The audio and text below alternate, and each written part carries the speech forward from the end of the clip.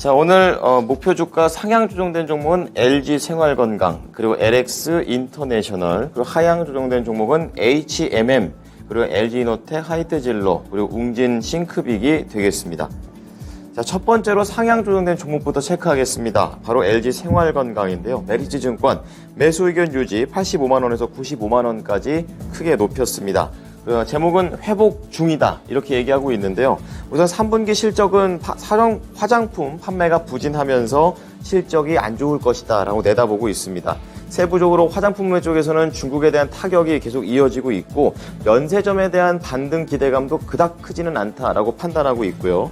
필수재 쪽에서 그나마 견조하게 나오는 건데요.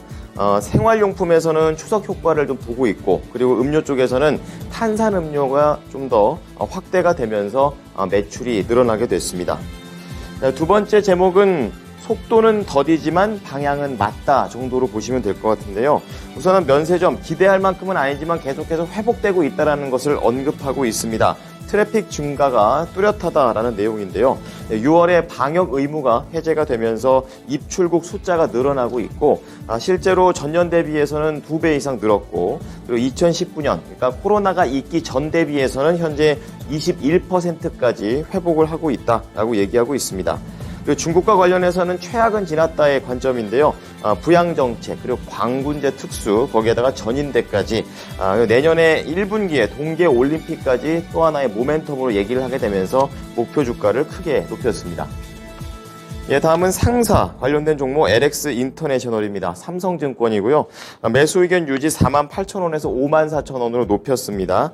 단기 실적 호조와 높은 배당 수익률 이 부분을 잡고 있는데요. 우선 3분기 실적 전망은 지금 매출과 그리고 영업이익 모두 다 5%, 8% 감소했습니다. 하지만 지금 영업이익 자체는 전망치에 부합하는 정도의 수준이다 이렇게 얘기를 하고 있고, 여기 하락의 배경은 컨테이너선 운임지수가 하락했기 때문이다 라고 말하고 있습니다.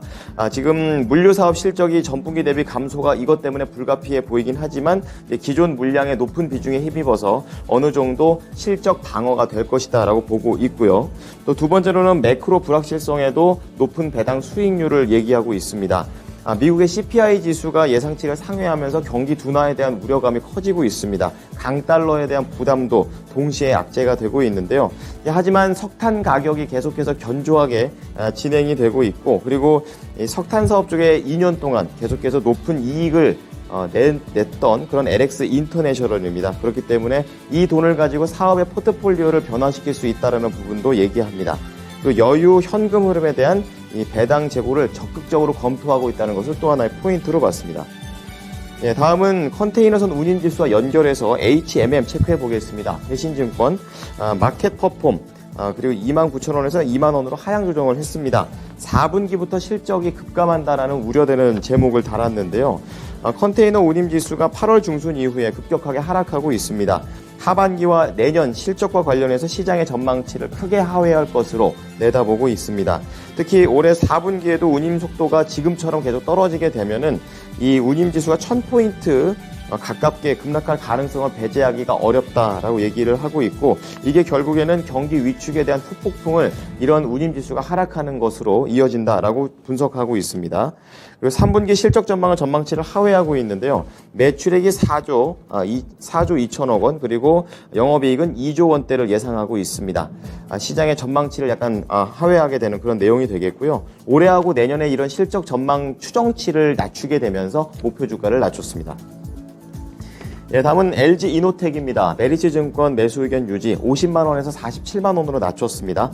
제목은 거짓말을 못하는 실적 이렇게 얘기하면서 3분기 실적을 좋게 봤는데요. 전망치를 4.7% 상회할 것으로 영업이익 기준으로 얘기하고 있습니다.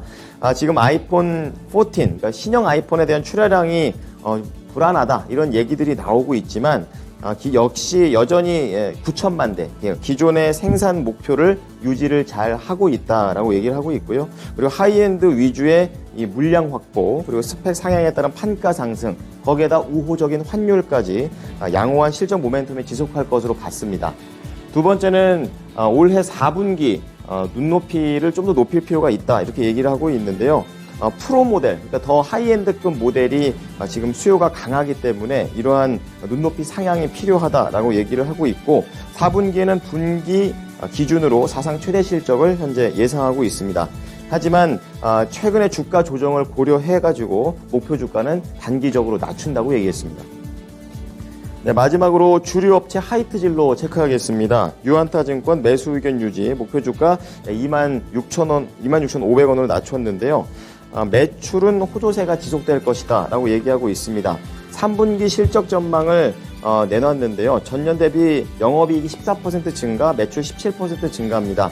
예상치에 부합하는 정도의 얘기를 하고 있고 맥주와 소주 모두 다 긍정적인 예상들을 하고 있지만 뭐 화물 연대라든지 일회성 비용이 이러한 부분들을 깎아서 결국에는 딱 예상치에 약간 부합하거나 살짝 아쉬운 정도의 실적을 보고 있습니다.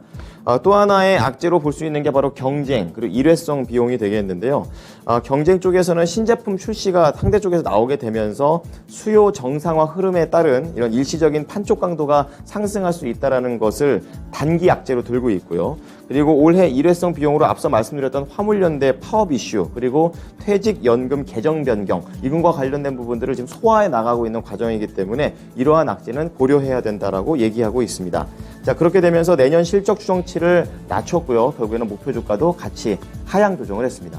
지금까지 오프닝 리포트였습니다.